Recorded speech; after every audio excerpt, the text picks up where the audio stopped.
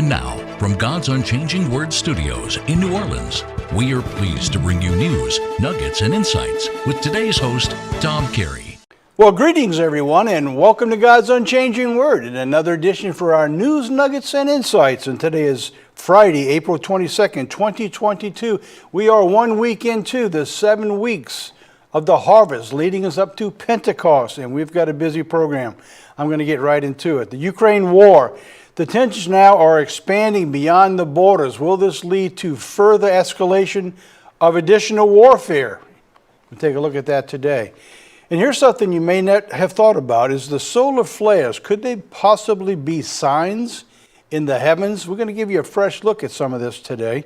And then we're going to get into our nuggets portion of the program, storing for the lean. Some biblical examples, and especially the one from Joseph. We got some great videos here. You're going to really like that portion. So make sure you stick with us all the way to the end today. So let's get into it. All righty, we're going to begin with, you can't make this stuff up. Have you heard? A New Jersey's women's prison, the inmates are getting pregnant by a transgender inmate. You can't make that up. Let's get into the story. New Jersey, women's prison inmates pregnant after sex with a transgender prisoner. In 2021, New Jersey enacted a policy to allow prisoners to be housed in accordance with their preferred gender identity. I'm sorry, you can't make this up. The inmates are running the asylum. You know, so how do you feel today? Oh, okay, well then you get to go to that prison. Well, here we are, what we're looking at. 2 women at the Edna Mahan Correctional Facility, New Jersey's only state prison for women, became pregnant after they had sex with the transgender male. I don't understand this. This is absolutely insane. You get what you pay for, I guess, and that's what they got up there. And this is not going to stop. Could anybody have ever imagined this was not going to happen? And it's not going to stop. So here's the thought. So now what? Does the state and the government get to pay for abortions now? Just something to think about. All right, let's move on. Last week we talked about the inflation issues that the world was facing. We talked about in Germany how the inflation was up to 7.9%, with food prices going to 50%. This week we're talking about inflation right here in the U.S. The inflation reports came out and they're not looking very good. Inflation rate hits a high of 8.5. We've not seen that since 41 years ago. 41 years ago. U.S. inflation data hit a multi-decade high last month as gas prices and rents skyrocketed, climbing to 8.5%, according to the Bureau of Labor Statistics. But that's not all. This is only the beginning, because take a look at this index. Wholesale prices surged to 11.2% in March, the highest level ever recorded. Now, in case you don't understand what that you just read there, let's talk about that for a second. Wholesale prices jumped 1.4% in March from February, hit a record 11.2%. An annual increase. Widespread inflation affecting the U.S. economy shows no signs of letting up. So what this means, while we hit 8.5%, it means that the prices that are coming our way, the wholesale level is what they're paying now. Now they have to take that increase and add it to what's going to be going out this month and next month and the following months at 11%. So we've not seen the end of our inflation levels rising. All of these things are merging to create a huge bottleneck and a problem toward the fall of this year.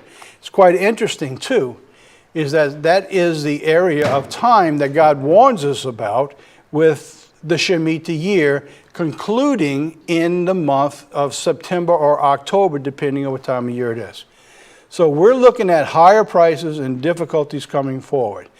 Part of the problem continues to rise as new things surface. Look at this one. This is one we carried last week in the program. Farmers feeling grain supply shortages. But now we have what they're calling another black swan event, that the top U.S. fertilizer producer, the top, in other words, where most of the farmers are getting their fertilizer, this company now is hit with more problems. CF Industries released an ominous warning about a lack of fertilizer across the Midwest this year and how it may cause food supply woes. So what we're looking at now is that going into the planting season, we're seeing that all of this now is beginning to merge to a more expensive crop and a smaller crop. While the cattle, the hogs, and everything else that's out there, they're having to reduce their herds because they can't get food or they can't afford to supply the feed for the animals. So we're looking at all of these things now. You're just, if you put like a pin of all the problems, you would have a circle of all of these all merging to a problem coming really seriously this fall. The world's largest fertilizer company said that Union Pacific had hit it with railroad-mandated shipping reductions that would impact nitrogen fertilizers such as urea and urea ammonia nitrate shipments. The timing of this action by Union Pacific could not come at a worse time for farmers. It almost as if God has taken the wisdom from any of the leaders who are guiding the direction and the future of our nation and just blinded them from making any possible decisions. Why would you take, at the time that you need this for the growing season for a country, knowing what's happening in Ukraine, how the war over there is going to be reducing the supplies of the wheat basket in Europe and Asia, at the same time we're cutting the trains to supply the farmers over here? This is insane. It makes no sense, but this is what's going on. In the middle of it all, the growing war concerns begin to expand. Could we be looking at a possible escalation of the Ukrainian war? In the bigger picture now, we're seeing Finland and Sweden considering entering the NATO alliance. Will Ukraine? This, in case you didn't know it, the possibility of Ukraine getting into NATO was one of the catalysts that set Russia to invade Ukraine. That was a buffer zone between Europe and them, and where the U.S. can put their war technology to protect the NATO alliance over there. So now that NATO would be coming into Ukraine, it would be right at Russia's borders, and they didn't want that. Well, that's the same thing we're talking about now with Finland and Sweden. So let's talk about that for a couple of minutes. World Watch. On the World Watch, the Finland and Sweden going into NATO. All right, everything changed when Russia invaded Ukraine. This is from the Finnish Prime Minister, Sanna Marin. She says, when they went in, everything changed. In other words, they were perfectly happy to stay outside of NATO, keep peace with Russia, keep peace with NATO in the European countries. But now that Russia has invaded, they don't know exactly what to do. Now they feel their protection is gone. So peace, when now there is no peace, is beginning to escalate. The Finnish Prime Minister, Marin, told reporters on Wednesday that both countries are now conducting reviews of whether to join NATO as a result of the Russian invasion. When you see these things, I just popped up right on the screen, right in front of you while I was reading that piece. Wars and rumors of wars come to mind. See that you be not troubled, for all these things must come to pass, but the end is not yet. So here we are now, as we're sitting here looking at the war in Ukraine. Now, rumors of wars, Finland and Sweden, are now on the picture.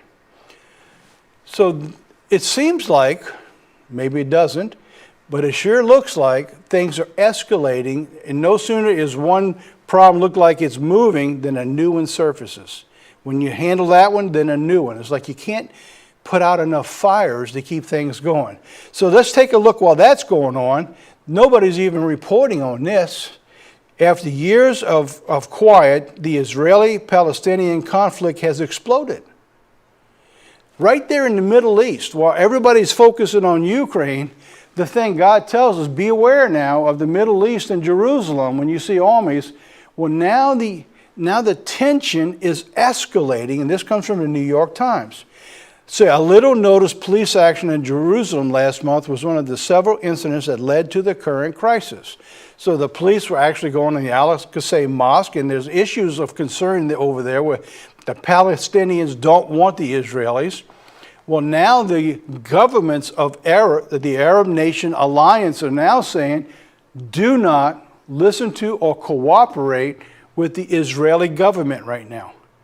I mean, the tensions are escalating very, very fast over there. So now, the Israeli attack, this is just on Monday of this week. The Israeli attack on Gaza Strip as tensions soar in Jerusalem.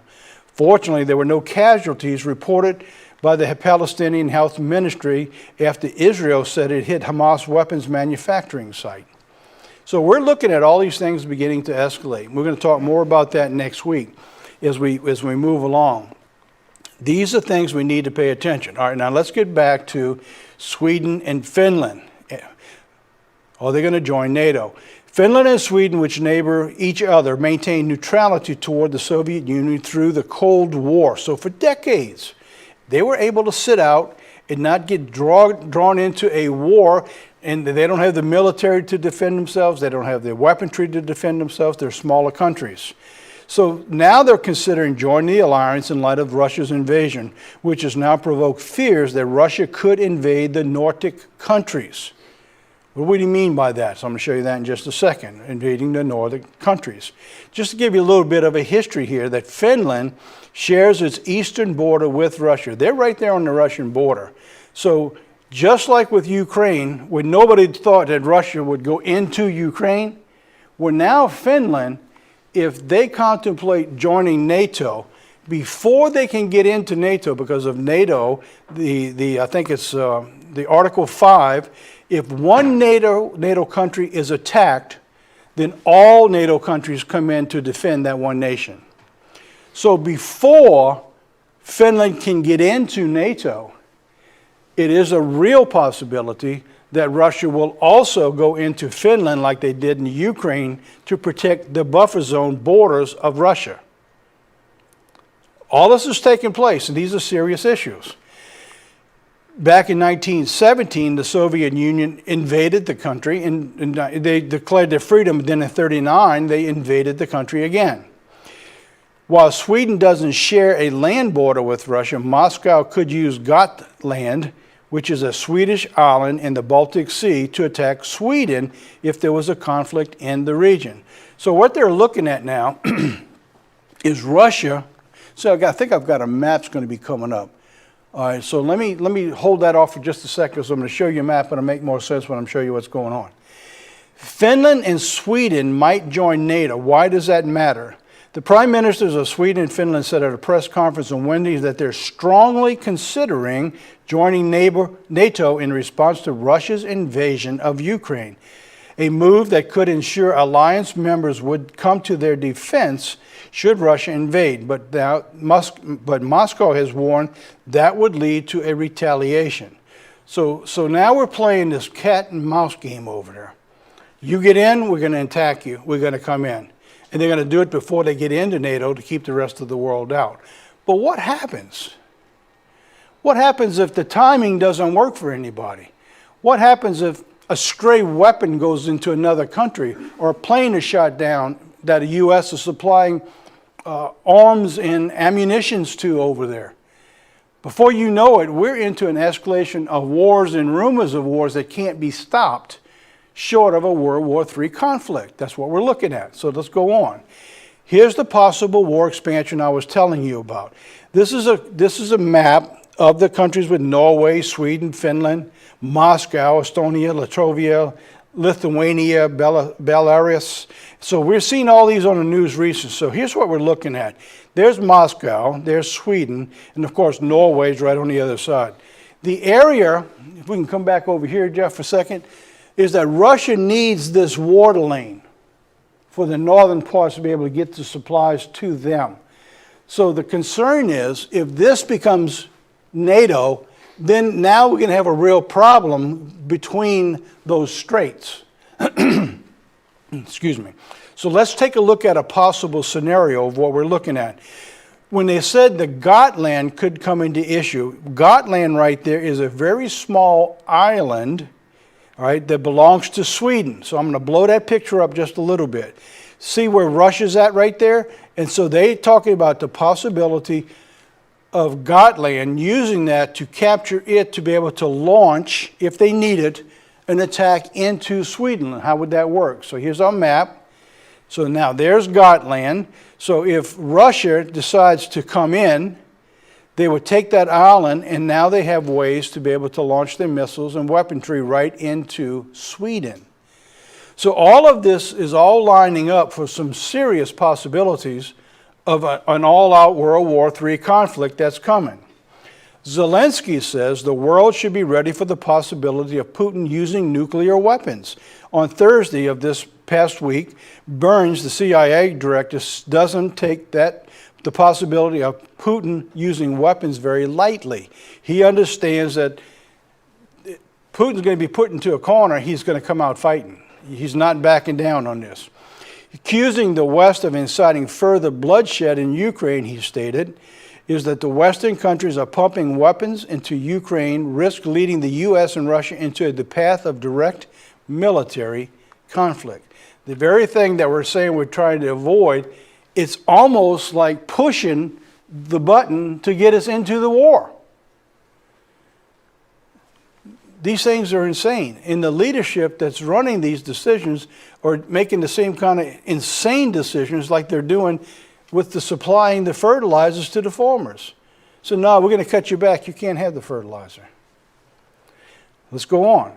At the same time, the CIA director, Burns, stated, the CIA director said that the Chinese President Xi Jinping is a silent partner in Russia's President Vladimir Putin's aggression in Ukraine, warning that China poses the greatest challenge and most profound test that the agency has ever faced. So we've got things that are going on all over the world. In a matter of just months, in a matter of since the president and Biden's administration took over, the whole world now has erupted into the potential for a world war. This is unbelievable what we're looking at, but we're seeing it all over the globe. Russia warns of nuclear weapons in the Baltic if Sweden and Finland join NATO. Moscow has said it would be forced to strengthen its defenses in the Baltic if Finland and Sweden join NATO, including by deploying nuclear weapons. And this is something they're kind of throwing around pretty regularly now. You know, we're gonna use nuclear weapons, and then we said we'll defend with nuclear weapons. Ukraine entered its 7th week, and the country braced for another major attack in the east, and that's actually begun. We're taping here today, Tuesday, and we heard the president of the Ukraine this morning said that invasion or that attack in the east has actually started this morning after several weeks of building up the troops to be able to take over that region. And they're leaving. It's just everything just burnt out, blown up and burned out and just running. They even gave an ultimatum just 2 days ago, either surrender or be eliminated. And that's what they're doing over there. They're finding thousands of bodies all over the country. So we're obviously concerned, said the CIA director, given the potential of desperation of President Putin and Russia leadership, and given the setbacks that they face so far militarily.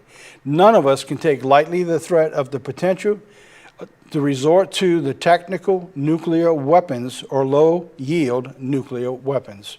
So they're getting ready. No one thought he'd go in and do what he's doing into Ukraine, but now they believe if he will do that, he will go this far. So these are the areas that we're looking at with war. We also seen this. This is very concerning.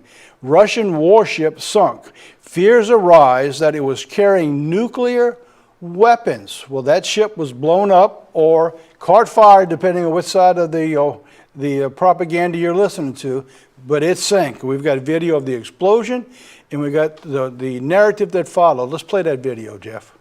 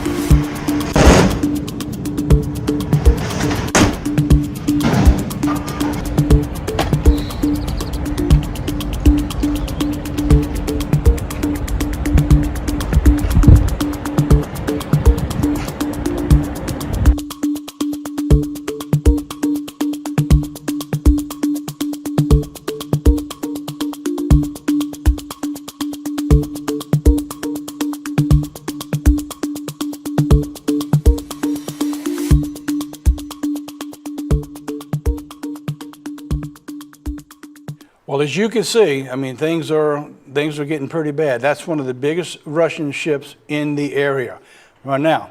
While that's taking place, let's take a look at something that's very concerning for us on a global level here. Future solar storms could cause devastating damage. Now, I want to give you some thoughts here to take a look at that are really concerning when we look at I'm going to show you a video in a few minutes. But I'm going to give you the background on it first and why I'm bringing this up. In 1859, there was a storm that named the Carrington event for the scientists who had witnessed the flare that had preceded it. It had long been upheld as the most powerful wallop the sun has ever delivered. But in recent years, such research has indicated that the Carrington event was just a taste of what the sun can throw at us. Now, this is concerning because that event created a lot of havoc back then, and we're seeing havoc now because of solar flares taking place right now. So what are we looking at here? When we consider this, we think of signs in the heavens, right? We're thinking of some celestial bodies, or we're thinking of planets and some extraordinary events. But let's not forget, the sun is in the heavens.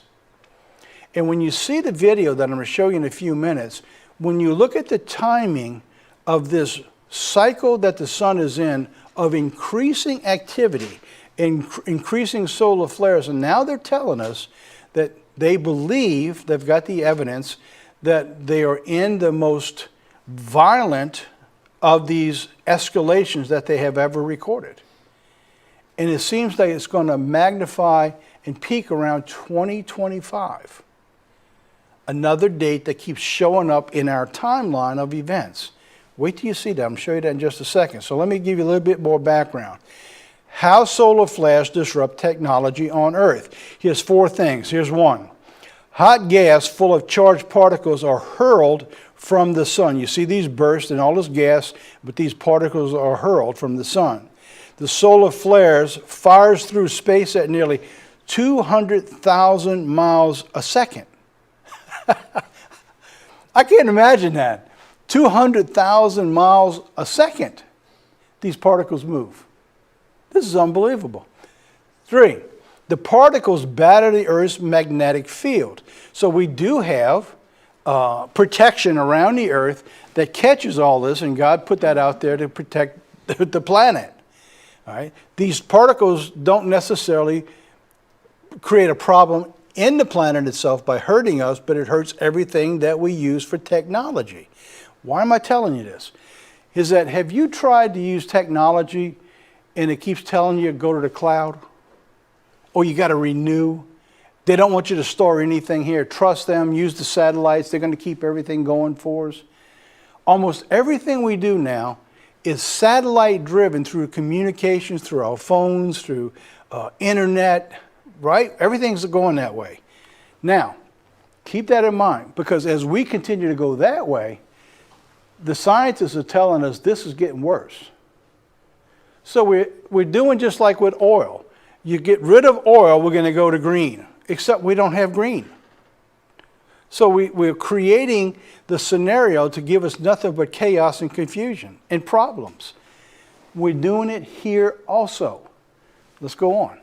4, that changes the field that cause the power jumps and failures in the electrical grid. Just imagine we have something that knocks the entire country out, or half the world that goes out. Now, that's the background. Let's talk about it. News of growing sun flares future is concerning. The sun is entering a new strength cycle. We're told that this may be the most intense ever. Got this 5-minute video. Take a look, and I'll be right back. Let's play that video.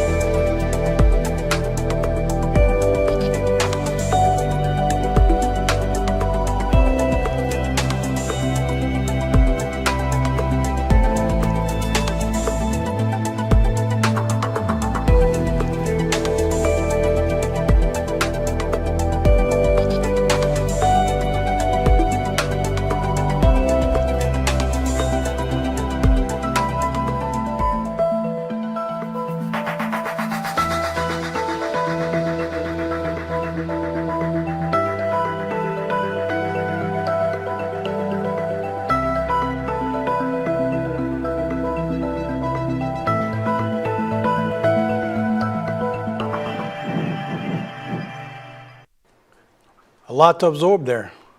Let's take a look at a couple of things that we saw there that might fulfill concerns concerning prophecy itself. A bad solar storm could cause an internet apocalypse. Scientists have known for decades that the extreme solar storm, or corona mass ejection, could damage electrical grids and potentially cause prolonged blackouts. The repercussions would be felt anywhere from global supply chains to transportation, internet, and GPS. Pretty much everything we're looking at with the problems now. We built the infrastructure that is built upon satellites and everything that supplies the information and the technology needed to keep everything going. But what happens when you knock out of the sky all the technology that needs to drive it all? Suppose you took your car and you took the computers out of them now, and now it has no way to know what's going on inside the car. You're dead in the water. Less examined until now is the impact on the internet infrastructure specifically. Now, the new research shows that the failures could be catastrophic. Now they realize and say, wait, maybe this is not a good idea. But there's no way to stop what they've started.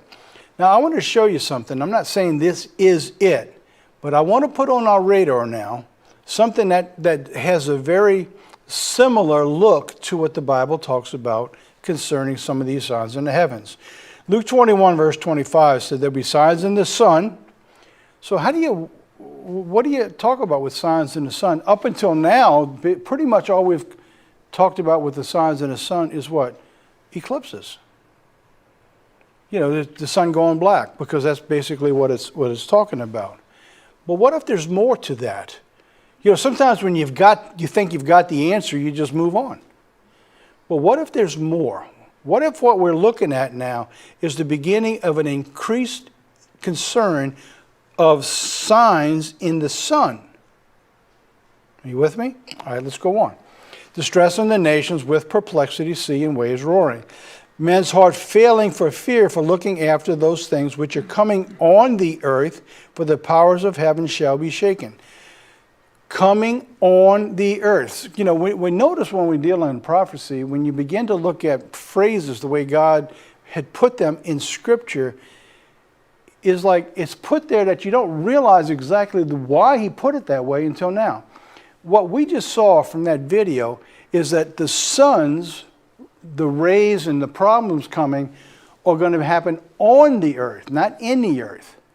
On the earth because of the field that we have. So what does that affect? It affects everything from the earth that's outside the field of protection that's coming on the earth. All right, you with me? All right, let's go on. In the past, we've primarily focused on the sun and the moon as eclipses, but as you just saw in that video, let me reinforce, 40 satellites were just knocked out of the sky. 40 Starlink satellites launched early in the month as a part of Elon Musk's efforts to build high-speed internet network were lost after recent geomagnetic storm in space, company officials confirmed. They had just put them up, and just a couple of days later, the flare goes out, the geomagnetic storm goes out, and it literally just knocks them out of the sky, like shooting birds. And now you got to figure these things are coming back to Earth. When they come back to Earth, what happens? They burn up. When they come through the Earth's atmosphere, probably nobody on this earth will be bothered with them. But there's something more to it that we're not looking at. Matthew 24:29 says this, and the stars will fall from heaven, and the powers of the heavens will be shaken. When you see a solar flare, and you're looking at the heavens, they're literally being shaken. If a satellite's being knocked out, and there's literally thousands of them out there now, when they come through and they burn up, they're going to look like a shooting star. So we begin to see these things fall from heaven. What if what we're looking at in the signs are more than just a star that's going to be falling somewhere? What if what we're looking at has dual meaning, and we're looking at something even closer to us? Because they will have the same look coming through the atmosphere. Going on. Flares or bursts of radiation, a solar flare's harmful radiation cannot penetrate the Earth's atmosphere to harm humans on the ground, but it can affect the layer of the atmosphere where the GPS and the communications are. So what we're looking at now is signs in heaven.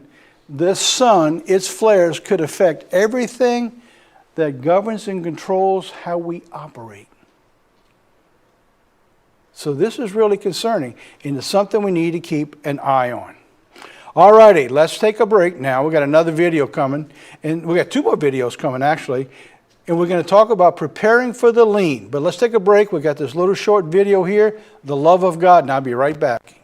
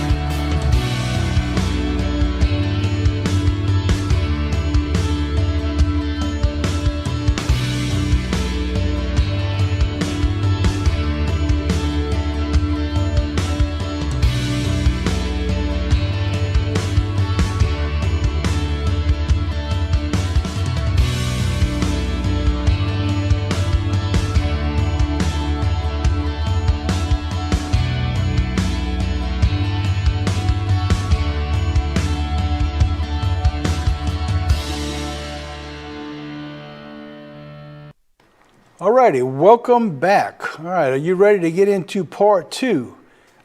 Storage, preparing for the lean years. All right, let's talk about that now. I'm going to bring in a couple videos in just a few minutes and show you some discoveries over in Egypt.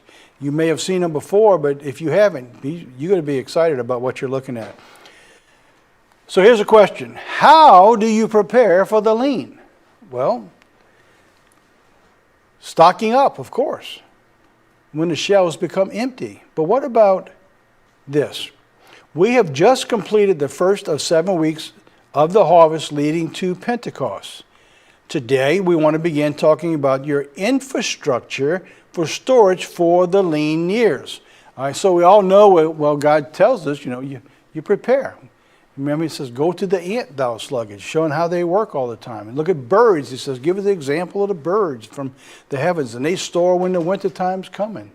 Many of the birds fly thousands of miles to protect themselves during the winter months. So human beings, God says, look at nature so you'll know what to do. But if you're storing for 7 years, now I know the Bible doesn't say 7 years for the end time, but you have to admit, it's talking about some pretty lean years that's coming, unlike any other time before. So when you look at this and you begin storing, the first thing you recognize that if you're at your house, where do I put this stuff? How do I keep it? How do I keep it from going bad? Well, God shows us some examples. Actually, the Bible gives us a very powerful example of storing for what lies ahead. It's in the story of Joseph and how God had went to him. So in case you haven't read the story in a while, or if you're new to the Bible and you haven't seen the story, I'm going to read a few verses here from 33 to 41. This is talking about the dreams of the sevens with the cattle and the wheat that Pharaoh had, and he couldn't understand what it was, and Joseph gave him the interpretation of what the dreams were. Now don't forget, the Bible is duality. There's a former and then there's a latter. So in other words, what we're going to go through, we can go back into the Old Testament and see what they did so we can do that same thing in a fashion that works for us. Now, verse 33. Pharaoh said, now therefore let Pharaoh look out for a man discreet and wise and set him over the land. Joseph had just given him what the dreams meant, that there would be 7 years of plenty, and during that particular time, he's saying that you need to store up because right after your 7 years of plenty are coming 7 years of lean.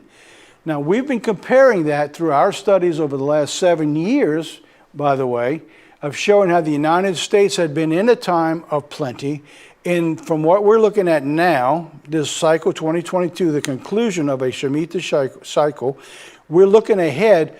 What are we looking at? Everything is pointing to lean. They're talking about a recession coming. They're talking about stagnation. They're talking about shortage of food supplies. They're talking about starvation around the world. All of these things are coming. And we're at the beginning of 7 years. All right, so here's what the solution that God gave Joseph to tell Pharaoh. He says, you need to pick a person who's discreet, who's wise. Set him over the land. Let Pharaoh do this, and let him appoint officers over the land, and to take up a fifth part of the land of Egypt in the 7 plenteous years. And let them gather all the food of those good years that come, lay up the corn under the hand of Pharaoh, and let them keep food in the cities. And that food shall be for store to the land against the 7 years of famine, which shall be in the land of Egypt, and the land, so that the land perish not through the famine. And the thing was good in the eyes of Pharaoh, and in the eyes of all his servants. And Pharaoh said to his servants, can we find such one as this, in a man whom is the Spirit of God? So that's the thing. So if we're going to do this, you're talking about God leading us. All right, so we know what's coming. You can sit and fret about it. You can hang your head. You can get depressed and moan and groan. You can go hide somewhere. But you're not going to get away from what's coming. So isn't it better to embrace what's coming, put your spirit in God's hands, your mind, your thought, your process of how you deal with these things, and trust God to protect you during that period. And if you do that, He will guide you on what you'll be doing during that time of preparation as we're moving. If we haven't been doing it already, it's never too late to start for what's coming. Let's go on. So Pharaoh said to Joseph, for as much as God had showed you all this, there is none so discreet and as wise as you are. You shall be over my house, and according to the word shall all my people be ruled, and only in the throne will I be greater than you. And Pharaoh said to Joseph, see, I have set you over all the land of Egypt. Joseph's grain silos. Now we've got 2 videos. The first one I'm going to use, it's a little over 3 minutes long, gives us the biblical account of what was taking place for the storage. And the second one is going to show us what they have found and how the granaries worked. All right, let's play the first video.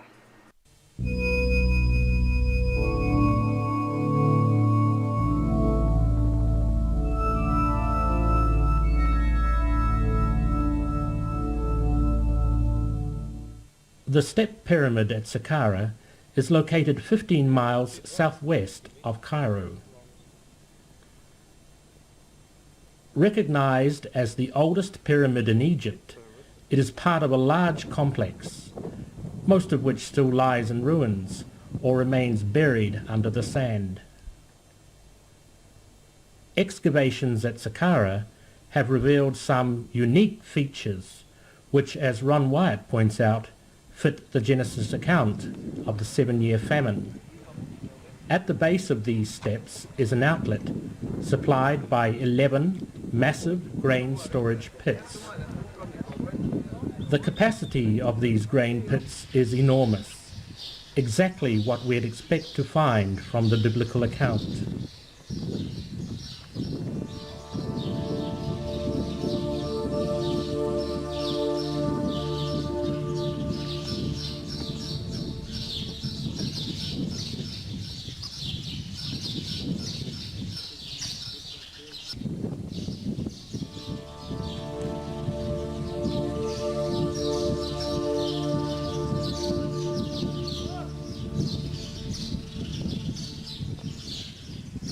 So you can take it to 30. Yep. The design of the main entranceway at Saqqara is also very significant. Entering the main doorway, the visitor is met by a long corridor lined with small booths.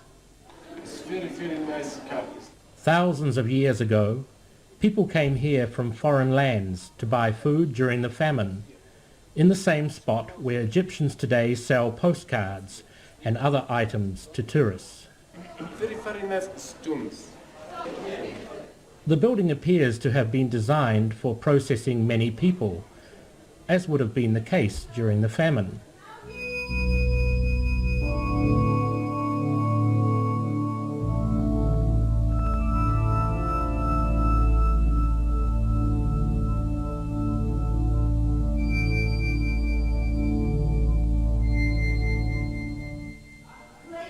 After the buyer had paid an official in one of the booths, he would then move on into the courtyard and across to the storage pits to collect his quota of grain. Excavations have revealed that Saqqara was designed and built under the direction of the legendary Imhotep. Who was Imhotep? As Ron Wyatt points out in his detailed Exodus video, there is much compelling evidence that Imhotep, the architect of Saqqara, was none other than Joseph himself. Even the hieroglyphs found at Saqqara fit the biblical account. For example, these pictures show the people bringing their produce, which is then being tallied up by an official seated in a chair.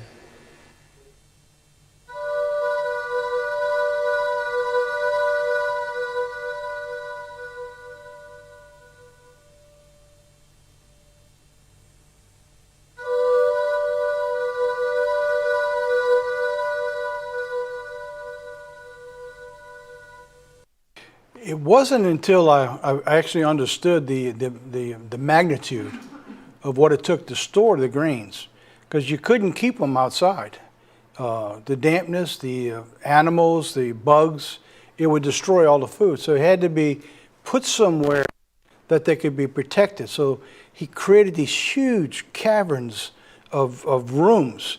So while they were storing the food and gathering, they were building and finding ways to protect what they were gathering. So that's a principle that I'm laying out here today, is that we need to be able to look forward in whatever area you're in. Every area is different. The North is going to have a different problem than we have here in the South. But what's going to be important is the basic ingredients, which we'll talk about in the next 2 or 3 episodes, is what it needs for the dryness and the protection, humidity, or the oxygens. They have all these things to give you some idea of how to prepare for what's coming. Oop, let me back that up because we still got a second video. All right, the second video goes into more detail about what you just saw, a little more about Joseph and how these granaries worked. Let's play that. On an island just below the first cataract of the Nile, an ancient inscription written around the 4th century BC was found which claimed to be a copy of a document written by Pharaoh Djoser more than 1,000 years earlier. It is the story of a land grant made by the Pharaoh to the priests of the god Num. It tells of 7 years of famine and 7 years of plenty, how Pharaoh had a dream and consulted his chancellor for help. It contains most elements of the 7 years of famine and 7 years of plenty story, although they were corrupted in this account written over 1,000 years after the event took place. But most importantly, the priests who wrote this inscription were relying upon the land grants made by this Pharaoh to justify their claim to some land. They were not writing what they believed was an ancient myth. They obviously believed the land grants made by Pharaoh Djoser to still be valid and of enough authority to still be in effect well over 1,000 years later. And Joseph bought all the land of Egypt for Pharaoh. Only the land of the priests bought he not, for the priests had a portion assigned them of Pharaoh. Ancient Egyptian records list Djoser as the 16th Pharaoh of Egypt, and historians have classified him with the so-called Third Dynasty. His chancellor, named Imhotep, was first known through the writings of the Egyptian historian Manetho, who in the 3rd century BC wrote, "During Djoser's reign there lived a man named Imhotep, who had the reputation of the Greek god of medicine, and who invented the art of building with hewn stone." The legends attributed to Imhotep were so incredible that he was considered to be mythical until this century, when excavations at Djoser's Pyramid Complex revealed the base of a statue with the name Djoser on it and the name Imhotep, with his long list of titles, one of which was Chief under the King, a title which first appears with Imhotep and also was first bestowed upon Joseph. Imhotep was also the architect of Pharaoh Djoser's pyramid and surrounding complex, a veritable city within a city of incredible beauty and extremely advanced in design. Built on the plateau of Saqqara adjacent to ancient Memphis, the pyramid within the complex is the first ever built in Egypt. Ron Wyatt spent a great deal of time here searching for evidence which might shed light on the biblical account. Such an event as the famine described in the story of Joseph and the distribution of grain to the other countries would have required a major facility and system of organization. When the famine came and Joseph's brothers came from Canaan to get grain from Egypt, we are told that they went to Joseph, which indicates that he personally oversaw the distribution, at least to those coming from foreign countries. And this would mean that there was certainly a central location or granary to which the foreigners came. The complex at Saqqara contains 11 massive pits, which even the Egyptians are at a loss to explain. They are not tombs, for all tombs were underground and carefully sealed, while these were accessible from the surface, and they are extremely large. But most fascinating is the fact that they are all connected by chutes. Ron believes these were the grain storage pits of the 7-year famine. As grain was removed from one pit, grain from the other pits flowed through the chutes, making the grain always accessible from one location. These are within the wall of the step pyramid complex, which has only one entrance, and it opens to a long covered passageway with small cubicles on each side, each just the right size for a person to sit with perhaps a small table. The narrow, singular entrance would have allowed only a few people to enter at a time.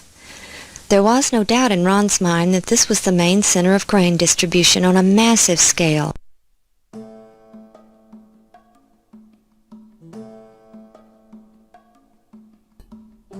As people arrived to get their grain, they lined up to enter the long corridor. Inside, they paid one of the cashiers in one of the cubicles for the grain. After payment was made, perhaps they were given a sack for grain which reflected the amount of their payment. Then they proceeded through the corridor straight to the area of the grain bins.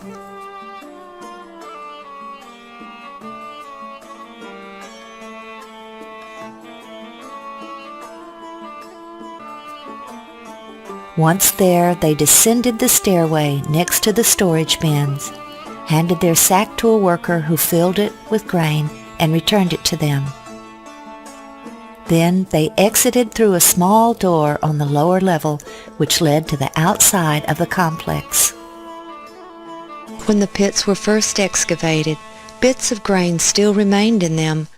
Absolutely amazing when you look at the magnitude of what was taking place. That was one city, might have been the main city, but it says they did it in all the cities around Egypt for the whole world. So now, let's go on. Storage, why? Why are we talking about storage? Genesis 45 verse 7, he says, God sent me, this is Joseph now, God has sent me before you to preserve you a posterity on the earth and to save your lives by a great deliverance. So what we're doing today is that we're using the example is that your storage isn't what's going to save you. This is what's going to save you by a great deliverance. So there's coming another great deliverance for his elect. We find that in the book of Jeremiah in chapter 16, verses 14 and 15. It says, Now therefore, behold, the days come, says the Lord, that it shall be no more said, that the Lord lives that brought up the children of Israel out of the land of Egypt, but that the Lord lives that brought up the children of Israel from the land of the north and from the lands where he had driven them. going on in Matthew 25. Remember the story of the virgins. This is the parable of the virgins. There were 5 who were wise and 5 who were foolish. So here we're looking at a period of time. So a person in their mind may look at all this and say, well, I'm just going to trust God. Well, these virgins were still following their beliefs, right? So we've got an example that God says he's going to deliver us the second time like he delivered us the first time. So what kept them alive during the first time? Well, they had to have food to exist, so they had prepared a way to continue with food. So the example that God's given us, that we have to do our part. If you know something terrible is coming, you got to prepare for that time. If you live in an area that you have a winter storm coming or a tornado coming, down here in the south we got these hurricanes that come through. You have to prepare for that.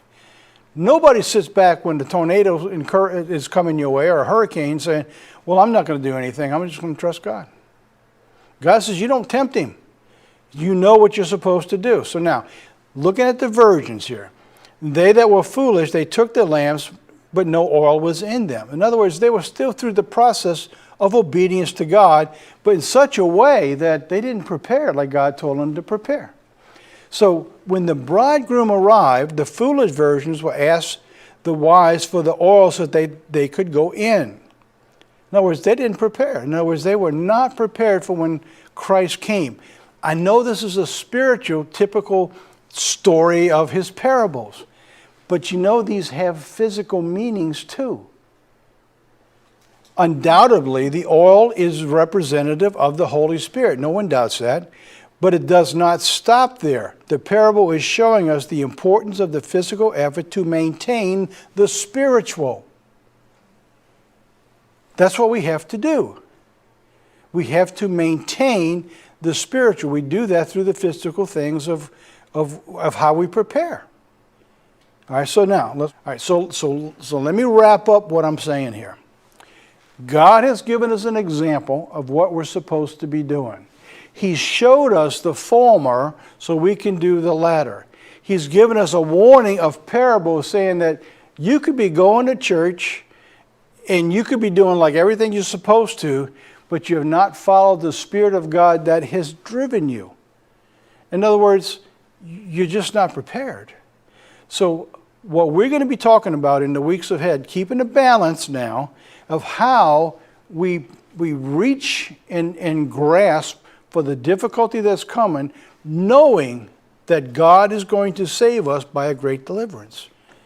What you prepare and what you store will not save you, but it will get you through the times you need now to be able to do that. Now, there's one other story I want to bring out next time. Do you realize because Joseph did this, and because his family who came to Egypt because he did this, they became rulers of the area. So what God is showing us, if you listen to God, you listen to his example, so that when we move to these difficult years that are ahead, that while the whole world continues to deteriorate, God will begin to magnify his people. What an incredible story that God has brought to us. I'm going to show you that next week. All right, let's begin to wrap it up. April 22nd, 2022 from the Home Office. DVDs that went into the mail last week. Beyond the Future by Chuck Hunt. And then Jeremiah Part 2, Walking in the Footsteps of Jeremiah. So now, let's conclude our program with a video just like we do every single week. This video is called You Are Exalted, and I'll be right back to close our program.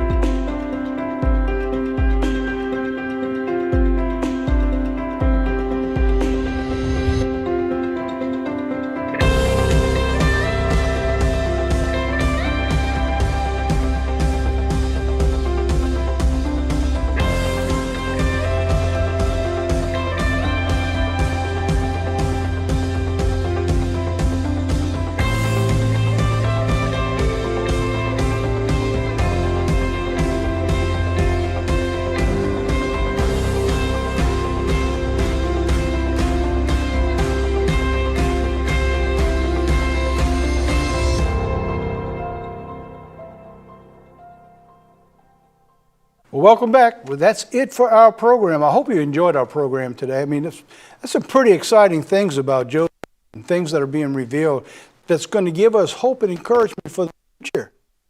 Don't forget, make sure you tune in just next week. We'll talk about that again. Hope you had a great Passover and first day of unleavened bread. And this program comes out on the last holy day for the days of unleavened bread. So take this program and share it with everyone you know.